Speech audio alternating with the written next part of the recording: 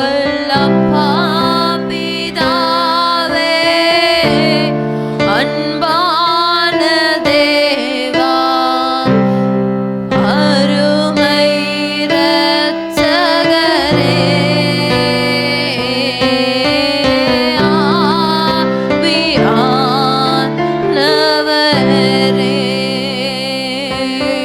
கரங்களை தட்டி ஆண்டவரை துதிக்கலாமா? நாம் எங்கேயோ வாழ்ந்து பிறந்தோம், ஆனா ஆண்டவர் நேசித்து முத்தத்தை கொடுத்து ஆண்டவர் அனைத்து அது ஒரே தேவன் இயேசு கிறிஸ்து மட்டும்தான். கரங்களை தட்டி நன்றி உள்ள உள்ளம் ஆண்டவரை துதிக்கட்டும். அப்பா நீர் அப்பா ராஜனே, நான் இரட்சகருமாகிய இயேசு கிறிஸ்துவின் நாமத்தில் உங்களை வாழ்த்துகிறேன். இன்றைக்கு தியானிக்கும்படியாய் 2 நாளாகமத்தின் புத்தகம் 33வது அதிகாரத்துக்குள் போகலாம். 2 நாளாகமத்தின் புத்தகம் 33ஆம் அதிகாரம்.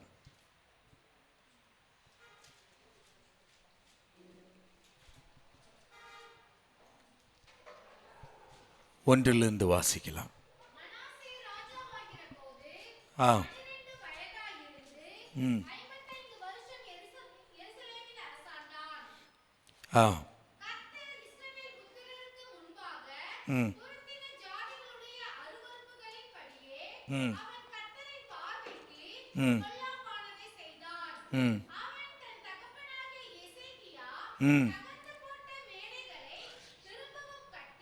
எசேக்கியா தகர்த்து போட்ட மேடைகளை திரும்பவும் கட்டி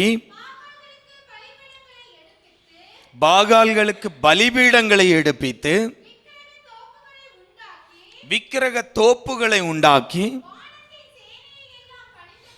வானத்தின் சேனையை எல்லாம் பணிந்து கொண்டு அவைகளை சேவித்து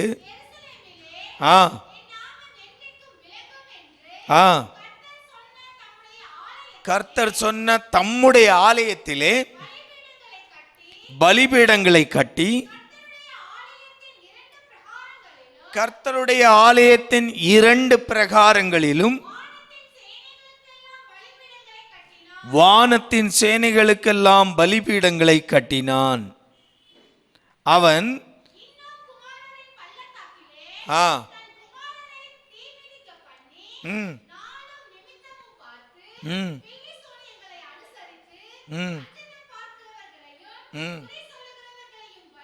வைத்து கர்த்தருக்கு கோபம் உண்டாக அவர் பார்வைக்கு மிகுதியும் பொல்லாப்புமானதையும் செய்தான். ஆமென், அல்லேலூயா. இங்கு நம்ம பல ராஜாக்களை பார்த்து கொண்டு இருக்கிறோம். இங்கு மனாசே என்ற ஒரு ராஜா. ஆமென், அல்லேலூயா. யூதர்களுக்கு மனாசே என்ற ராஜா. இவனுடைய வாழ்க்கையை நம்ம மொத்தம் பொதுவாக சொன்னோம்னா எப்படி பார்க்கலாம்டா, பெரிய ஒரு மனம் திரும்புதலை இவனுடைய வாழ்க்கையில் பார்க்கலாம். ஆமென். இந்த ராஜாவுடைய வாழ்க்கையில் எவ்வளவு அயோக்கியனாய், எவ்வளவு அயோக்கியத்தனமாய் கர்த்தருக்கு கோபம் உண்டாக்குகிற, கர்த்தருக்கு முன்பாய் அருவருப்பான காரியங்களை செய்தவனும் ஆண்டவருடைய சமூகத்தில் மனம் திரும்பி ஆண்டவருடைய இரக்கத்தை பெறலாம். ஆமென். அதுக்கு ஒரு சிறந்த ஒரு எடுத்துக்காட்டு ராஜா என்றால் இந்த மனாசே தான். ஆமென். எப்படி நான் பாருங்க, தன்னுடைய தகப்பன் எசேக்கியா, ஆமென், எசேக்கியா மரணமாகும்போது மனாசே ராஜாவாகிறான். ஆனா இந்த எசேக்கியா தகப்பன் செய்த காரியம், தகப்பன் என்ன செய்தான்? தேசத்தில் இருந்த பலிபீடங்களை தகர்த்தான், எருசலேமில் இருந்த பலிபீடத்தை தகர்த்தான், எல்லாவற்றையும் தகர்த்து கர்த்தருக்கு நன்மையானவைகளை சிந்திக்க தொடங்கினான், சிந்தித்து செய்தான். ஆமென். அதனால ஆண்டவருடைய இரக்கத்தை பெறுகிறான். ஆனா அவருடைய மகன் இவன் என்ன செய்யறான் பாருங்க, தன்னுடைய தகப்பன் எங்கெல்லாம் உடைத்து போட்டானோ, தன்னுடைய தகப்பன் எங்கெல்லாம் விக்கிரகத்தை உடைத்தானோ அங்கெல்லாம் திருப்பி நாட்டுகிறான். ஆமென், அல்லேலூயா. அது மட்டுமல்ல, என்னுடைய நாமத்தை விளங்க பண்ணுவேன் என்று கர்த்தர் வாக்குரைத்த அவருடைய ஆலயத்தில் விக்கிரகத்தை வைக்கிறான். அவ்வளவு பொல்லாத ஒரு மனிதனாய் மாறுகிறான். ஆமென். எங்க ஆண்டவருடைய பரிசுத்த சாலமோனுக்கு சொன்னார், என்னுடைய நாமம் இந்த இடத்துல விளங்க பண்ணுவேன். இந்த இடத்துல கேட்கிற விண்ணப்பங்களுக்கு என்னுடைய செவிகள் என்ன செய்யும்? திறந்திருக்கும். அவ்வளவு மகிமையாய் கர்த்தருடைய நாமம் மகிமைப்படுகிற, கர்த்தருடைய மகிமை விளங்க பண்ணுகிற அந்த இடத்துல எதை கொண்டு வைக்கிறான்? விக்கிரகங்களை கொண்டு வைக்கிறான். ஆமென். விக்கிரகங்களை கொண்டு வச்சதுமல்ல, அங்கே வான சேனைக்கு என்ன செய்யறான்? பலி செலுத்துகிறான். ஆமென். அல்லேலூயா. அது மட்டும் இல்ல, இதோட முடியல. என்ன செய்யறான்? தன்னுடைய பிள்ளைகளை தீமிதிக்க பண்ணி நிமித்தம் பார்க்கிறான். பில்லி சூனியங்களை அனுசரிக்கிறான். நம்ம இன்னைக்கு புரியும்படி சொன்னா வாஸ்து பார்க்கிறான். ஆமீன். வாஸ்து பார்ப்பான், ஜோதிஷம் பார்ப்பான், ஜோசியம் கேட்பான், குறி கேட்பான், எல்லாம் பண்ணுவான். ஆமீன். அல்லேலூயா. ஒருத்தரையும் விட மாட்டான், எல்லோரையும். இவ்வளவு பொல்லாத ஒரு மனிதனாய் இருக்கிறான். ஆமீன். கர்த்தருடைய ஆலயத்திலே தீட்டை உண்டாக்குகிறான். ஆமீன். கர்த்தருடைய ஆலயத்தில் தீட்டுப்படுத்தினதால் தான் ஏலியுடைய பிள்ளைகள் என்ன செய்தாங்க? ஆண்டவருடைய கோபத்துக்கு ஆளாகி சபிக்கப்பட்டு போனார்கள். ஆமீன். அதே ஆலயத்தில் ஒன்றுமே தெரியாத ஒரு பிள்ளை, வளர்ந்து வந்த பிள்ளையை ஆண்டவர் என்ன செய்தார்? இஸ்ரவேலுக்கு தீர்க்கதரிசியாய் ஆக்கினார், அபிஷேகம் பண்ணினார். ஆமீன். ஆனா அதே இடத்துல இருக்கிற ஒரு ஆசாரியனுடைய பிள்ளைகள் என்ன செய்யறாங்க? சபிக்கப்பட்டு போறாங்க. அவங்க சபிக்கப்படுறதுக்கு காரணம் என்ன? ஆண்டவருடைய சமூகத்தை தீட்டுப்படுத்துகிறார்கள். ஆமென். அல்லேலூயா. அப்போ தேவ சமூகத்தை தீட்டுப்படுத்துகிறவனை ஆண்டவர் சும்மா விடுவதில்லை. ஆமென். அல்லேலூயா. அப்ப தேவனுடைய ஆலயத்தில் ஆண்டவர் நாமம் இந்த இடத்துல தலைமுறை தலைமுறையாய் என்னுடைய நாமம் விளங்கும் என்று சொன்ன அதே இடத்தில் இவன் வான சேனைகளை பணிந்து கொள்ளுகிறான், அவர்களுக்கு தூபம் காட்டுகிறான், அவர்களை ஆராதிக்கிறான், அவர்களுக்கு பலி செலுத்துகிறான், விக்கிரகத்தை கொண்டு நாட்டி வைக்கிறான். ஆமென். அல்லேலூயா. அப்போ இவ்வளவு பொல்லாத ஒரு வாழ்க்கை அவனுடைய வாழ்க்கையாய் இருக்கிறது. ஆமென். அல்லேலூயா. அல்லேலூயா.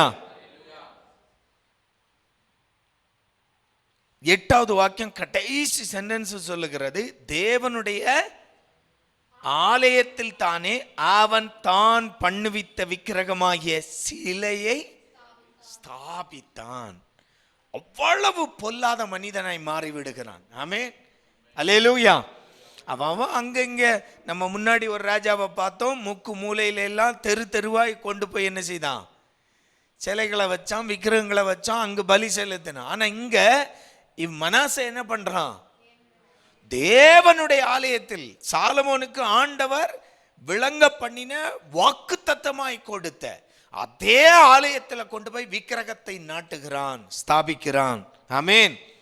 அப்படியே கர்த்தர் இஸ்ரவேல் புத்திரருக்கு முன்பாக அழித்த ஜாதிகளை பார்க்கிலும் யூதாவும் எருசலேமின் குடிகளும் பொல்லாப்பு செய்யத்தக்கதாக. எப்படி கதை மாறுது பாருங்க. இவனுடைய இந்த பொல்லாத கிரியைகளினால் ஆண்டவருக்கு முன்னால் எப்படி ஆகிறாங்க சொந்த ஜனம்? ஆண்டவர் வெறுத்த அந்நிய ஜாதிகளை காட்டிலும் யூத ஜனங்கள் என்ன செய்யறாங்க? கர்த்தருக்கு முன்பாய் வெறுக்கப்படத்தக்கதாய் மாறி விடுகிறார்கள். ஆமென். அல்லேலூயா. இவ்வளவு அருவருப்புக்கும் இவ்வளவு அயோக்கியத்தனத்துக்கும் காரணம் யாரு? ராஜா. ஆமென். பழமொழி, தமிழ்ல அழகான ஒரு பழமொழி சொல்லுவாங்க. ஆமென். மன்னன் எவ்வளியோ குடிகள் அவ்வளி. ஆமென். ஆமென். கேட்டிருக்கீங்களா? ரொம்ப சிம்பிள். தலைவன் எப்படி இருப்பானோ தொண்டான் அப்படித்தான் இருப்பான். ஆமென். ராஜா எப்படி இருப்பானோ நாட்டில் உள்ள ஜனங்கள் அப்படித்தான் இருப்பான். ஆமென். ஆமென். அல்லேலூயா. அல்லேலூயா. அல்லேலூயா. இப்போ அந்த தேசத்தை ஆளுகிற ஒருத்தன் அவன் என்ன சுபாவத்தில் இருக்கிறானோ அப்படித்தான் அந்த தேசத்தில் கிரியைகள் நடக்கும். ஆமென். அதில் ஒரு மாற்றமும் இல்லை. அல்லேலூயா. அதுக்கு தான் சொல்றது. ஆமென். மன்னன் எவ்வளியோ குடிகள் அவ்வழி. ஆமென். அதே போல்தான் இவனே என்ன செய்யறான்? அயோக்கியத்தனம் செய்கிறான். ஆண்டவருடைய பரிசுத்த தேவாலயத்தில் தான் விக்கிரகத்தை கொண்டு என்ன செய்யறான்? ஸ்தாபிக்கிறான். அது மட்டும் இல்ல, அப்போ இவனை பார்க்கிற ஜனங்கள் என்ன செய்வாங்க? அங்க எசேக்கியாவை குறித்து பார்த்தோம். அவன் செய்ய தொடங்கும் போது ஜனங்கள் என்ன செய்யறாங்க? ஜனங்களும் விக்கிரக தோப்புகளை உடைக்கிறாங்க, பலிபீடங்களை உடைக்கிறாங்க. எசேக்கியா அங்க பலி செலுத்த, தகன பலிகளை செலுத்த கொண்டு வரும்போது ஜனங்களும் பிரபுக்களும் கொடுக்கிறாங்க, ஜனங்களும் கொடுக்கிறாங்க. ஆமென். அதே போல் தான் இங்க அப்படியே ரிவர்ஸ்ல நடக்கு. இவன் கர்த்தரை விட்டு விலகும் போது ஜனங்கள் என்ன செய்வாங்க? ஆட்டோமேட்டிக்கா என்ன செய்யறாங்க? விலகி போயிடுறாங்க. அவங்களும் விக்கிரகங்களை ஆராதிக்க தொடங்குறாங்க. கர்த்தருடைய பார்வைக்கு முன்பால் எப்படி வந்து நிக்கின்னா யூத ஜனம், ஆண்டவர் அருவருக்கத்தக்க புற ஜாதிகளை காட்டிலும் அருவருப்பாய் கர்த்தர் வெறுக்கத்தக்கதாக கர்த்தருடைய ஜனம் மாறுகிறது. ஆமென். பாருங்க, 9வது வாக்கியம் அழகா சொல்லுது. அப்படியே கர்த்தர் இஸ்ரவேல் புத்திரருக்கு முன்பாக அழித்த ஜாதிகளை பார்க்கிலும் யூதாவும் எருசலேமின் குடிகளும் பொல்லாப்பு செய்யத்தக்கதாக மனாசே அவர்களை வழி தப்பி போக பண்ணினான். ஆமென். அல்லேலூயா. அப்போ பாருங்க, ஆண்டவருக்கு முன்பாய் அருவருக்கப்படத்தக்க ஜாதிகளை காட்டிலும் கேவலமாய் கர்த்தருடைய ஜனத்தை வழி நடத்தின ஒரு பொல்லாத மனிதன் என்றால் அவன் மனாசே தான். ஆமென். அல்லேலூயா. இப்ப என்ன நடக்கு பாருங்க, 10ல இருந்து வாசித்தீங்கன்னா, கர்த்தர் மனாசேயோடும் அவனுடைய ஜனத்தோடு பேசின போதும் அவர்கள் கவனிக்காதே போனார்கள். ஆமென். ஆமென். அதனுடைய உண்மையான அர்த்தம் என்னன்னா, அசட்டை பண்ணுகிறான். ஆமென். யார் வந்து சொன்னாலும் கேட்கறது இல்லை. ஆனா தாவீதுக்கு ஒரு சுபாவம் இருந்தது. ஆமென். தான் பாவமே செய்தாலும் அந்த தீர்க்கதரிசி வந்து சொன்ன நாத்தன் வந்து சொன்ன உடனே என்ன பண்ணிட்டாரு? சரண்டர் ஆயிட்டாரு. ஆமென். ஆனா இங்க மனாசே என்ன செய்யறான்? எவ்வளவு கர்த்தர் சொல்லியும் அவன் என்ன செய்கிறான்? கேட்கவே இல்லை, அசட்டை பண்ணுகிறான். ஆகையால் கர்த்தர், இப்போ ஆண்டவர் என்ன செய்யறாரு பாருங்க, ஆண்டவர் தன்னுடைய ஜனத்திற்காய் ஜாதிகளை அழிக்கிறார். நம்ம பல இடங்களில் பார்த்திருக்கிறோம். ஆமென். எகிப்தியர்களை கூண்டோட எங்க போட்டாரு? செங்கடலுக்குள்ள மொத்தமாய் மூழ்கடித்தார். ஆனா இங்க என்ன நடக்கு பாருங்க, தன்னுடைய ஜனத்தின் அருவருப்புகளினால் ஆண்டவர் கோபம் உண்டாகி தன்னுடைய ஜனத்துக்கு விரோதமாய் ஒரு ராஜாவை எழுப்புகிறார். ஆமென். அசீரிய ராஜாவின் சேனாதிபதிகள் அவர்கள் மேல் வர பண்ணினார். அவர்கள் மனாசேயை முட்செடிகளில் பிடித்து, எங்க போய் ஒதுங்கி இருக்கிறான்? முட்செடி புதருக்குள்ள இருக்கிறான். அங்கிருந்து தூக்கி கொண்டு போய் எங்க கொண்டு போடுறாங்க? பாபிலோனுக்கு கொண்டு போறாங்க. ஆமென். கர்த்தரை அவர்கள் மேல் வரப்பண்ணினா அவர்கள் மனாசை முச்செடிகளில் பிடித்து 2 வெண்கல சங்கிலியால் அவனை கட்டி பாபிலோனுக்கு கொண்டு போனார்கள். இப்படி அவன் நெருக்கப்படுகையில் தன் தேவனாகிய, ஆமென். இப்ப விக்கிரகங்கள் என்ன ஆயிடுச்சு? கை கொடுக்க முடியல. பலி செலுத்தின விக்கிரகங்கள், இவன் ஸ்தாபித்த விக்கிரகமே இவனுக்கு கை கொடுக்க முடியல. இப்ப ஆண்டவரை நோக்கி கெஞ்சுகிறான். ஆமென். என்ன நடக்க பாருங்க, 12:13 வாசிங்க.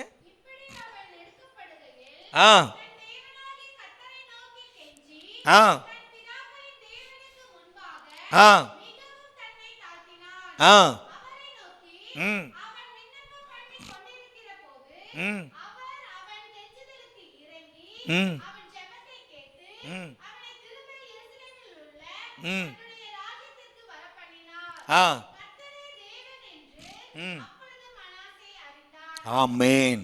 அல்லேலூயா.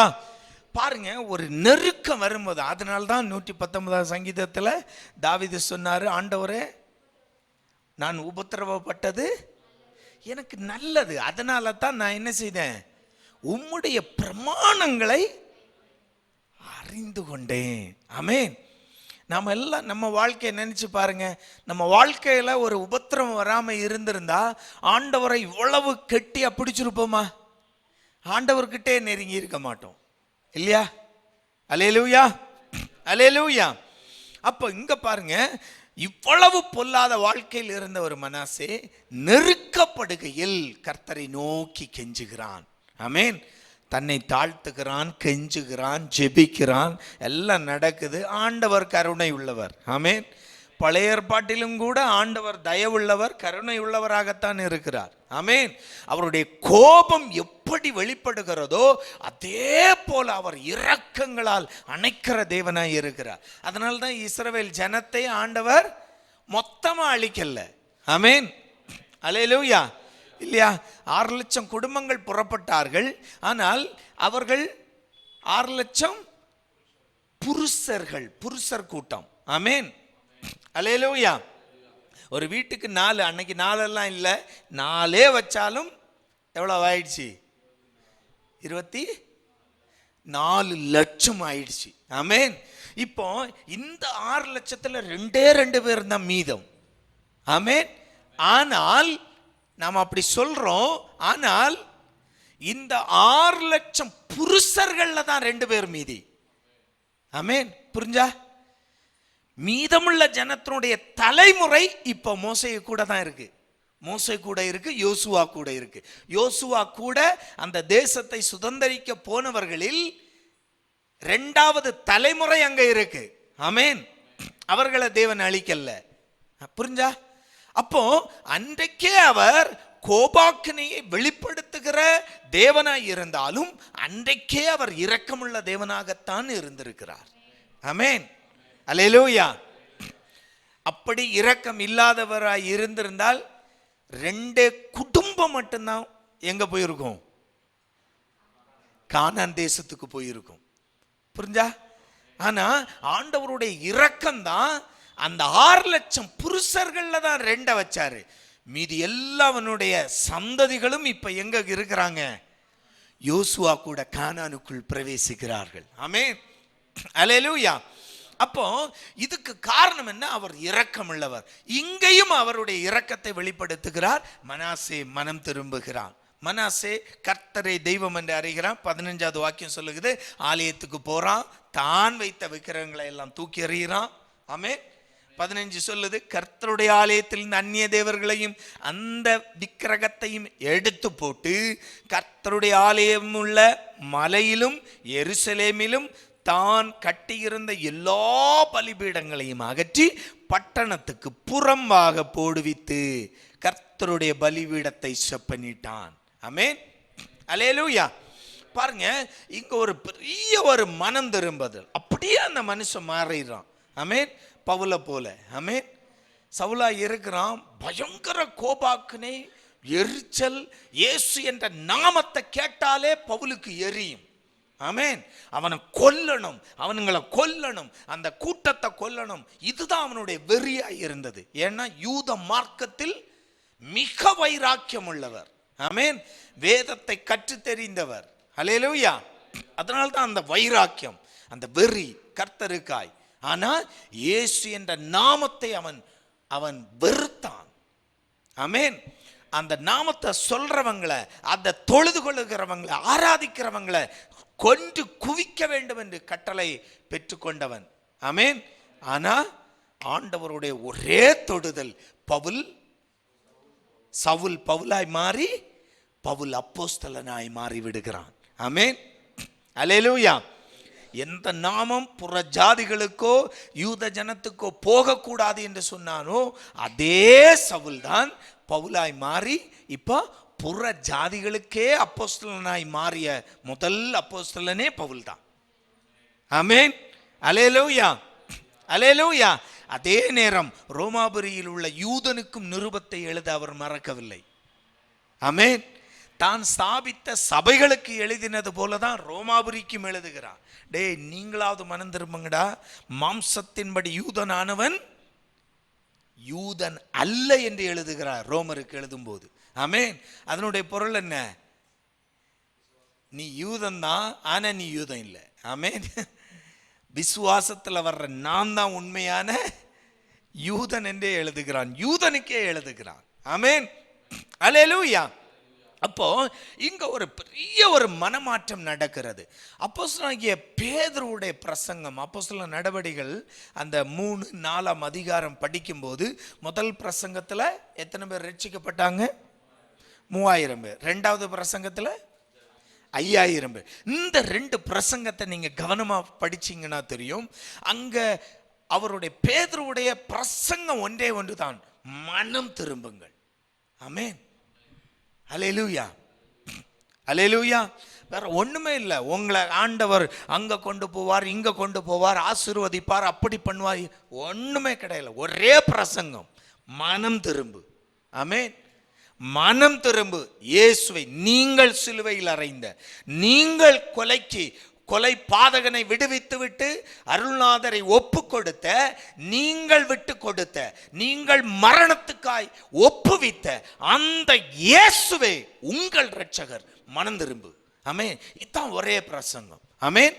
அப்போ நம்முடைய கிறிஸ்தவ வாழ்க்கையின் அடிப்படை கோட்பாடு எது? நம்முடைய வாழ்க்கையிலிருந்து மனம் திரும்பணும். ஆமென், அல்லேலூயா. நம்முடைய சுபாவத்திலிருந்து மனம் திரும்பணும், நம்முடைய உலக வாழ்க்கையிலிருந்து மனம் திரும்பணும். நாம் உலகத்துக்குரியவர்கள் அல்லவே அல்ல. ஆமென். நீ பெங்களூர்ல இருந்தாலும் சரி, இல்ல லண்டனுக்கு போனாலும் சரி, நீ இந்த உலகத்துக்குரியவன் இல்லை. ஆமென், அல்லேலூயா. அந்த வேறுபாடுள்ள வாழ்க்கை தான் நமக்கு முக்கியம். ஆமென். அப்போ நமக்கு முக்கியமான காரியம் என்ன? இந்த மனம் திரும்புதல். அல்லேலூயா. இதை படிக்கும்போது இன்னொரு காரியம் சொல்லலாம். நீ எவ்வளவு பெரிய அயோக்கியனாய் இருந்தாலும், நீ எவ்வளவு பெரிய பாவியாக இருந்தாலும், உனக்கும் ஆண்டவரிடத்தில் இரக்கம் உண்டு, நீ மனம் திரும்பினால். ஆமென். இதுதான் சுவிசேஷம். ஆமென், அல்லேலூயா. இதுக்கு சிறந்த எடுத்துக்காட்டு இந்த மனாசே தான். ஆமென். ஏன்னா அவனுக்கு முற்பகுதி பார்த்தீங்கன்னா அவ்வளவு கொடுமையா இருக்கிறது. எனக்கு தெரிஞ்சு நான் படிச்சதுல எருசலேம் தேவாலயத்துக்கு உள்ள விக்கிரகத்தை ஸ்தாபித்தது இந்த அயோக்கிய ராஜா மட்டும்தான். ஆமென், அல்லேலூயா. பலி செலுத்துவாங்க, விக்கிரக தோப்புகளை கட்டி இருக்கிறார்கள் ராஜாக்கள், விக்கிரக தோப்புகளுக்கு பலி செலுத்தி இருக்கிறார்கள், பலிபீடங்கள் கட்டி இருக்கிறார். ஆனா ஆண்டவர் நாமம் மகிமைப்படுத்துகிற, ஆண்டவர் நாமம் விளங்க பண்ணுவேன் என்று வாக்குரைக்கப்பட்ட அதே எருசலேம் தேவாலயத்தின் பிரகாரத்தில் கொண்டு ஒரு விக்கிரகத்தை ஸ்தாபித்தான் என்றால் அது இவன் மட்டும்தான். ஆமென், அல்லேலூயா. அவ்வளவு மோசமான வாழ்க்கை. ஆனா அப்படியே பிற்பகுதி பார்த்துட்டீங்கன்னா ஆண்டவருக்கு பிரியமுள்ளவனாய் மாறிவிடுகிறான். ஆமென், அல்லேலூயா, அல்லேலூயா. ஆண்டவருடைய இரக்கத்தை பெறுகிறான், ஆண்டவருடைய அந்த கருணையை பெற்று அவன் மீண்டும் அரசனாய் மாறுகிறான். ஆமென், அப்படிதான் சொல்லுது. கொண்டு போறாங்க, ஆனா மனம் எப்ப மனம் திரும்புறானோ ஆண்டவர் என்ன செய்கிறார்? அவனை மீண்டும் எருசலேமுக்கு கொண்டு வந்து ராஜாவாய் மாற்றி உட்கார வைக்கிறார். ஆமென், அல்லேலூயா. எனக்கு அன்பு தேவ பிள்ளைகளே, நம்முடைய வாழ்க்கையிலும் இந்த மனம் திரும்புதல் என்ற ஒரு காரியம் அது நம்முடைய அஸ்திபாரமாக இருக்கணும். ஆமென், அல்லேலூயா, அல்லேலூயா. சின்ன சின்ன குறைகள் குற்றங்கள் செய்தாலும் ஆண்டவரை மட்டும் விட்டுறவே கூடாது. உடனே போய் ஆண்டவர்கிட்ட சரண் அடைஞ்சிடணும். ஆமென், அல்லேலூயா. ஏன்னா நாம் அநேக ஊழியக்காரர்கள் சொல்றாங்க, நாம தான் கடைசி தலைமுறையாம். ஆமென், அவ்வளவு அந்த கடைசி காலகட்டத்தில் தான் இருக்கிறோம். ஆமென். உலகத்தில் அடையாளங்கள் நடந்து கொண்டு தான் இருக்கிறது. ஆண்டவர் சொன்ன எல்லா அடையாளங்களும் ஒன்றன் பின் ஒன்றாய் நடந்து கொண்டே தான் இருக்கிறது. ஆமென். எனவே நம்முடைய வாழ்க்கையிலும் இந்த மனாசே ராஜா நமக்கு காண்பித்த ஒரு மாதிரி. ஆமென், அல்லேலூயா. அந்த மாதிரியை நாம் பின்பற்றுவோம், கடைபிடிப்போம். கர்த்தருக்கு பிரியமான பொல்லாப்பை மறந்து, கர்த்தருக்கு பொல்லாப்பான காரியங்களை விட்டுவிட்டு கர்த்தருக்கு பிரியமான காரியங்களை செய்ய முயலுவோம். கர்த்தர் தம்முடைய இரக்கத்தினால் நம்மை பாதுகாப்பாராக. ஆமென், கண்களை மூடலாம். எங்களை நேசிக்கிற எங்கள் நல்ல தகப்பனே, இந்த அருமையான வேளைக்கு நன்றி. கேட்ட வசனம் போல மனாசேயுடைய வாழ்க்கையில் எவ்வளவு அயோக்கியத்தனங்களும் ஆண்டவரே பொல்லாத வழிகளும் இருந்தாலும் ஆண்டவரே அந்த நெருக்கத்தில் உம்மை பிடித்து கொண்டது போல எங்கள் வாழ்க்கையிலும் ஆண்டவரே தாவீது உம்மை துதித்தது போலவே ராஜா எங்கள் வாழ்க்கையிலும் நாங்கள் உபத்திரவப்படுவது நல்லது ஆண்டவரே. அதனால் உம்முடைய பிரமாணங்களை நாங்கள் கற்றுக்கொள்ளுகிறோம். அன்பு பிள்ளைகள் ஒவ்வொருவருடைய வாழ்க்கையிலும் உம்முடைய இரக்கம் வெளிப்படட்டும். எங்கள் வாழ்க்கையிலும் ஆண்டவரை ஒவ்வொருவருடைய வாழ்க்கையிலும் அவர்கள் இந்த மனம் திரும்புதலை ஆண்டவரை அஸ்திபரமாக பிடித்து கொள்ளட்டும் ஐயா. ஆண்டவரே தவறாமல் ராஜா ஆண்டவரே எந்த ஒரு இடத்திலும் தவறி விடாமல் தடுமாறி விடாமல் ஒவ்வொருவரையும் பாதுகாத்து கொள்ளும். கிருபை தாங்கட்டும். இயேசுவின் நாமத்தில் ஜெபிக்கிறோம்.